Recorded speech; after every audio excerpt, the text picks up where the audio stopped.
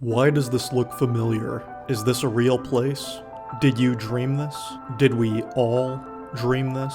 In the last few years, there has been an explosive interest in images like these. Why is this? What are these images? And why are they as comforting as they are unnerving? We haven't been there, but these places feel hauntingly familiar. It's a memory we have, but it is a memory that is not ours. Anemoia is the nostalgia for a time one has never known. It is a powerful and strange emotion. For Gen Z, anemoia often manifests as a deep yearning for the late 20th century. Despite not having consciously lived through it, many feel a sense of loss for that era. This sensation is beyond just aesthetics and cultural trends. It touches on something existential. Looking in the rearview mirror of history, the late 80s and the 90s feel like a more optimistic time. The United States seemed to be at a cultural and economic high point. There was a collective sense that the future was bright and that humanity was progressing in a meaningful way. It's a cringe cliche to say life was better back in my day. I had a real childhood. But we're not even talking about childhoods. We're talking about something that precedes that. The romanticization of the decade before one's birth is common across generations. It's when the world feels magical before reality sets in. As someone born in the late 90s, I can most accurately speak for Gen Z. Those who have actually lived through the decades of the 80s and 90s may very well say that those who have never lived through these decades will put this era on a pedestal. The idea of the 80s and 90s offers a kind of imagined sanctuary before the algorithms started to shape our every thought. It's a vision of analog warmth, human connection, mall culture, and the final chapters of a linear reality. This is reflective of our obsession with images of liminal spaces. They evoke this sense of suspended time. They're not just eerie or dreamlike, they reflect a world on the cusp of fading. Liminal spaces capture a tension between memory, possibility, and loss. These are spaces like empty school hallways after hours, shopping malls in decline, dimly lit office corridors, vacant arcades, and hotels with endless carpeted hallways. They're not designed to be destinations, they're passages, places you pass through on the way to somewhere else. Yet when frozen in time, devoid of people, they feel strangely sacred. They become vessels for projection, a template for what once was and what could have been. What makes these spaces especially vivid for Gen Z is their layered familiarity. Many of these environments were not designed during their lifetime, but were still around during their formative years. A mall built in the late 80s, still operating in the early 2000s, carried the echoes of a different cultural energy. Even as children, Gen Z could sense they were experiencing the fading afterglow of something bigger, something already slipping away. The food courts, the fluorescent lighting, the sun-bleached promotional posters, all of it felt like it belonged to an older world, one with different dreams. There is an inherited memory. These spaces evoke both personal nostalgia and cultural nostalgia. We sense that generations before us once found meaning, purpose, and joy in these spaces. That collective memory seeps into our own experience, and we feel haunted by the absence of life that should be there. The silence of a mall is not eerie just because it's quiet. It's eerie because we know it used to be loud with talking and movement. There should be people in those places, but there is not. Gen Z grew up during the slow decay of these spaces. They watched the old world glitch, pixelate, and disappear. First in malls, then in media, then in human connection itself. What's left behind are these hollow corridors, still standing but directionless. They feel like a metaphor for growing up in a time of transition, where the promises of the past no longer apply, and the future is undefined.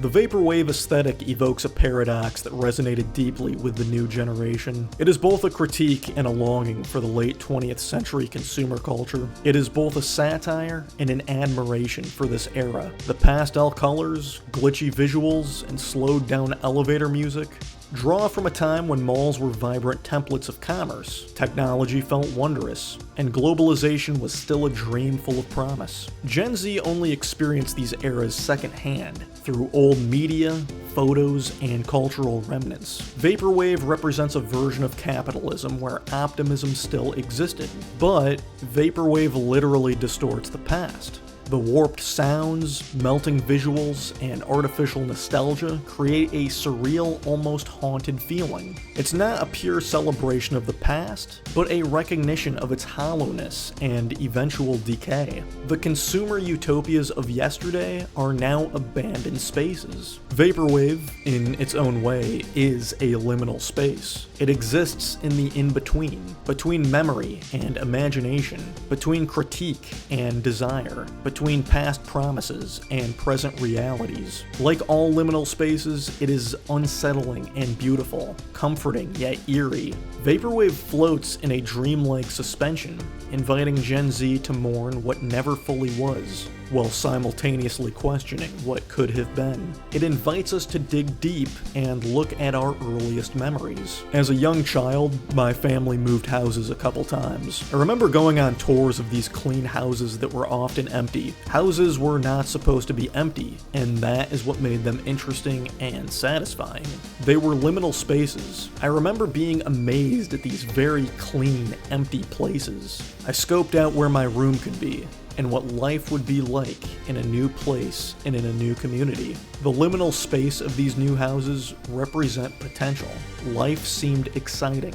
When we're young, the world is still being written, and places like empty houses represent a world of possibilities. The emptiness was full of a sacred potential energy. For children, potential feels infinite. These empty homes were liminal spaces because they symbolized a transition in life, a new chapter, a new identity, a new set of routines and rituals. I wasn't just moving houses, I was moving selves. These experiences remind us of moments when the future felt full of promise. They stir up memories of times when life was unfolding, when the next step was unknown yet thrilling. And for children, those moments root deeply in the psyche. They become part of your programming. Technology in the late 1990s and early 2000s was making a lot of noise. It whirred, it clicked, it loaded. It was physical and imperfect and full of wonder. It had character. Instead of scrolling endlessly, you simply waited. In the waiting, there was a sense that something new was being born. Something was loading in both the machine and in the world. For Gen Z, coming of age during this era meant watching technology grow with them. Gadgets were something external to us. They were portals. The internet wasn't yet a mirror reflecting ourselves back in filtered fragments. It was a frontier. Every glowing screen felt like a door to a bigger world. There was magic in the machine. The future still had an aesthetic. Websites were cluttered but colorful. Interfaces had soul. There were error sounds, loading animations, clip art mascots, and startup jingles. Technology was quirky. It was human in its limitations, but it felt inviting, not invasive. This aligns with Gen Z's earliest identity. Children full of curiosity and promise, growing with a world still optimistic about what tech could do. Both the youth and the digital world around them were full of potential, unscripted and not yet optimized or monetized. You did not have to be useful online. You could just explore. As this generation grew older, so did technology. The change may have only appeared to get better. The devices got sleeker, but the culture grew harsher. The interfaces got smarter, but the human experience started to feel dumber. The internet stopped being a world and became a feed. That magic gave way to metrics. Eventually, we weren't using technology. The technology was using us. Maybe this is why so many people in Gen Z feel a nostalgia for an old operating system, because they feel nostalgia for an old sense of self. a self that still believed, a self that saw technology not as surveillance, but as opportunity, not as artificial intelligence, but as authentic wonder. Though we live in a time of unprecedented technological power, many people seem to understand less about how it actually works. What was once a tool to be tinkered with has now become a seamless black box service. I know this all sounds like those baby boomer cringe and cliche phone bad memes, but this is exactly the reason those memes exist. This is exactly the reason people use technology to ironically create and distribute content on how technology is bad. But it's not that technology is necessarily bad, it's just so different from the way we once envisioned it could be. Gen Z occupies a unique in-between space. They were the last generation to grow up with the internet rather than in the internet. They watched technology evolve from something mechanical and hands-on to something invisible and cloud-based. They were once digital natives and digital mechanics. When my family first got DSL internet, it was absolutely mind-blowing. This was the first time I realized the internet could do more than just email. My family gathered around the desktop computer daily, similar to how a family of the 1800s may have gotten a wagon and set out together for the Oregon Trail. My family journeyed together to explore the internet, and we would check out videos on there, which was the treasure. This was before we even heard of YouTube. We watched a lot of stupid videos. The website we watched was literally called Stupid Videos. I'm not sure this website offered any enrichment to our lives. These videos were either just cats acting sporadic or monkeys urinating in their own mouths. However, we did pull the couch up to the desktop computer, and the couch did stay there. The television had been replaced. We knew this was not the same internet of the 90s. We knew technology would never be the same. This is something Gen Alpha never experienced. Gen Alpha is growing up in this sealed-off ecosystem through smartphones, tablets, and AI assistants. It's designed to feel like magic instead of machines. Apps are interfaces, not tools. Cloud storage replaces file management. Updates happen silently in the background. As a result, many of them don't see technology as something to understand. They see technology as something to use, because that's what technology offers them. This is not something bad. This is just something a lot more different than what we thought it would be, as is life. Yet, this shift marks the loss of a certain kind of creativity, a kind of digital craftsmanship that Gen Z just inherited from the world of the 90s, and it's part of why that era now feels so deeply nostalgic. The 90s were the last time technology felt knowable. You could open a computer tower and see the wires. You could blow into a game cartridge and make it work. There was a spirit of learning through trial and error. The future did not feel like a polished, manipulative algorithm. It just felt playful. Technology was a frontier that always invited you to create. That's part of why so many romanticize this time. It was a moment when humanity and technology felt like they were learning together. The nostalgia was for a time where you could understand the world that was being built around you, and believe you had a role in building it too. Entertainment of the late 20th century almost feels bigger today than it felt back then. The fascination with the sitcoms of this time is more than just jokes and characters. It's about the world they offered, a world that now feels impossibly distant. When we watch these shows, we're stepping into a parallel universe where adulthood looked attainable, community was built into everyday life, and problems could be resolved in 22 minutes. There's a deeply comforting simplicity in that. The storylines were rarely heavy. The characters were endearingly flawed. Conflict never spiraled into chaos. It was digestible and silly, and always wrapped up neatly with jokes and morals. These shows did not demand cynicism from their viewers. They offered warmth, rhythm, and routine. Life was chaotic outside the screen, but sitcoms gave us structure. A living room, a diner, an oversized apartment, a workplace where everyone somehow got along.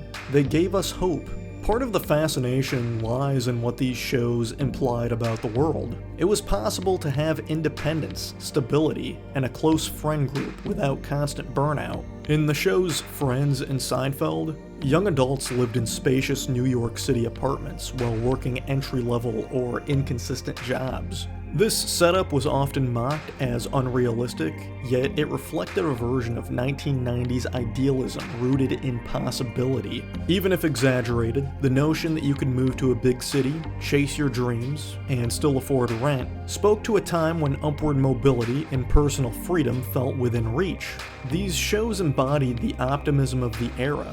The belief that independence, friendship, and self-discovery were not only desirable, but economically feasible. Today, that same setup feels like a fantasy. In The Simpsons, Homer's ability to support a family of 5 on a single income with only a high school diploma reflects a bygone era of economic stability and upward mobility for the American working class. While exaggerated for comedy, the show tapped into a very real 1990s idealism, where a simple, middle-class life was seen as attainable and secure. The series functioned as both a satire and a time capsule, parodying suburban life while simultaneously capturing its core aspirations. I am saying nothing unique in this observation, but the reason modern Simpsons now feels like a zombie is because it's a premise that just simply does not work in a post-1990s society. These shows weren't meant to be completely unrealistic fantasy. These were ridiculous comedies that were still intended to feel relatively grounded. They were at least somewhat believable at the time.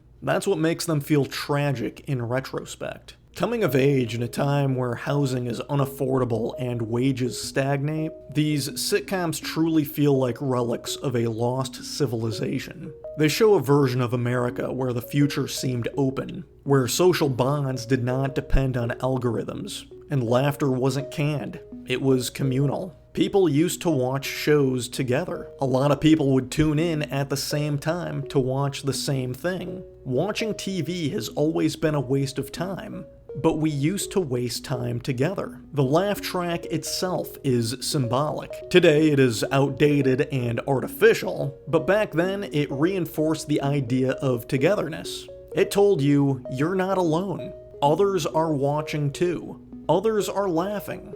You belong to something. Compare that to the detached, ironic tone of many modern shows, which reflect the despair and nihilism of our time. In the late 20th century, even when things went wrong, there was still a belief that things would work out. Watching these shows now is seeking a template for when life felt full of promise. In The Matrix, the simulated world is set in the year 1999 because that was described as the peak of human civilization. Now, this was likely a convenient plot device at the time, but in hindsight, it unironically lands with eerie resonance. What may have started as a fictional justification for the film's aesthetics now feels like an accurate cultural prophecy. As time has passed, more and more people look back at 1999 as a symbolic summit, the last moment when the modern world felt hopeful, coherent, and human. 1999 was the threshold between 2 centuries. America felt dominant, but not yet hollowed out by endless wars or corporate monopolies. There was anxiety about the upcoming millennium, but even that anxiety was more a result of anticipation instead of despair. It was a moment suspended in potential. The world was analog enough to feel real, yet digital enough to feel new. Consumerism was rising, but hadn't yet blurred into the meaning of life. The idea of a future still felt open-ended and vaguely utopian. 1999 symbolizes the last cultural breath before this culture passed away. After this year, there was an undoubtable downward spiral. Terrorism, war, economic collapse, the rise of social media, the erosion of privacy, and political polarization. Something in civilization clearly shifted. Many people have spent the decades since reaching back, trying to remember what it felt like when things made sense. The death of the 1980s and 1990s idealism feels like a slow unraveling, one that began as the millennium turned and accelerated with the shocks of the early 2000s. The 1990s were a rare cultural moment, a mix of economic opportunities, technological novelty, and a relative global stability. That optimism was fragile, resting on assumptions that the world was progressing linearly toward more peace, prosperity, and possibility. When did this idealism die? Y2K was the first symbolic crack of the dying dream. As the year 2000 approached, people were scared. The fear that the clocks might stop and systems might fail reflected an underlying anxiety about our reliance on technology and whether that reliance was sustainable. It was a moment when the future, once imagined as bright and certain, suddenly seemed vulnerable and uncertain. The gleaming digital optimism of the 90s clashed with a mechanical flaw lurking beneath. The so-called Y2K bug threatened to bring global infrastructure to a halt. Nearly every system and process was suspected to be vulnerable. It was as though humanity had constructed a digital skyscraper, only to discover that it had been built on a cracked foundation. We feared for the code we had written. The code was our narrative. The code was our prophecy. What made this moment so uniquely unsettling was the realization of how entangled our lives had become in these invisible systems. For years, we had celebrated the rise of the internet, the growth of global networks, the power of automation and instant communication. But the Y2K scare forced a collective reckoning. What if the Great Leap Forward introduced a kind of fragility? What if the systems we trusted to organize, measure, and protect our lives could fail just from a simple lack of foresight? The anxiety surrounding Y2K was existential. Beneath the surface-level panic of crashing planes and failing ATMs prone to a deeper question. Had we advanced too quickly, building tools faster than we could understand their consequences? Had we become too dependent on these tools to function without them? Of course, there was no Y2K bug disaster. Wait a minute. It's New Year's Eve 1999. What the hell are you people doing watching this crap? Countless hours of programming and preparation paid off, and the world efficiently stepped into a new millennium. But the lesson lingered. Y2K was a reminder. We realized the future was something we had to build carefully, with caution and responsibility. So maybe the idealism died shortly after. September 11th, 2001 delivered the seismic rupture. A violent, unmistakable shattering of the era's optimism. It wasn't just the scale of the attacks or the tragedy they brought, it was what they symbolized. The sense of invincibility, the belief in unshakable progress, the assumption that the United States was the moral and cultural beacon. These were all thrown into question in a single morning. In the smoke and ashes of the Twin Towers, something else fell. The illusion of stability. The American dream, which was already fraying at the edges, now felt haunted by vulnerability. The idea that liberal democracy and global capitalism would inevitably lead to peace and prosperity suddenly came into question. The playfulness and consumerist excess of the 90s gave way to a new era of fear, suspicion, and moral ambiguity. This era forced us to face uncomfortable questions. What have we become? What does freedom truly mean? In hindsight, the 90s kind of feel like the last gasp of cultural innocence. A time when the internet still felt like a playground, when globalization was sold as a solution, and the future still sparkled with promise. But after 9/11, the shine dimmed. Security replaced openness. Certainty gave way to confusion. Even the line between good and evil became blurry. If Y2K was the crack, 9/11 was the shattering. And from that point on, we were no longer living in the future we thought would happen. For Gen Z, this feels like a loss that was inherited rather than experienced. They miss the unfiltered hope of the 80s and 90s, the belief in endless progress, in technology as a benevolent force, in a world where economic security was guaranteed for many. Instead, they grew up in a world shaped by the aftermath. Endless wars, the 2008 financial crash, the rise of social media, the societal response to the pandemic, etc. This created a sense of missing out on something that felt bigger than nostalgia. It was about missing the cultural moment when the future seemed truly open, where adulthood was a path paved with possibility. It's called the American Dream because you have to be asleep to believe it. George Carlin.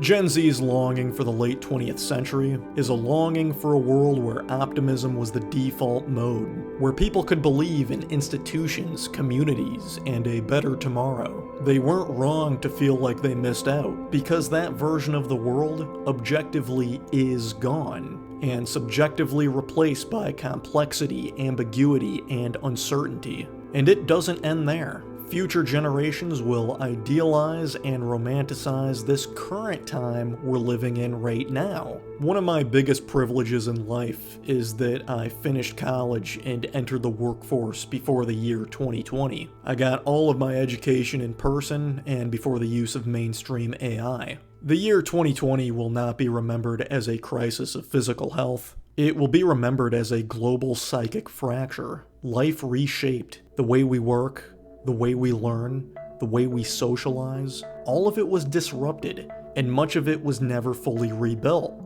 The collective sense of momentum that guided earlier generations was destroyed. Remote work and remote school may have offered convenience, but they also stripped away presence, ritual, and belonging. The year 2020 was a major cultural shift that seemed to zombify a lot of people. Though a lot of things reverted back to normal, it seems some people got trapped in the year 2020. They are still living in it, and they will never leave it. It's as if the pandemic froze development, curiosity, and initiative. This year had irreversible damage to children, and I fully cannot grasp the weight of this. So many children started school on Zoom. So many children were babysat by tablets. Because of that, this next generation will feel a yearning for a time they never knew. The time of Gen Z. Those who had childhoods in a pre-2020 world. They'll scroll through archived TikToks, watch YouTube vlogs from 2016, see photos of events packed with people socializing, and they'll ask themselves, what did it feel like to grow up then? This will be their anemoia. They will long for what our world represented.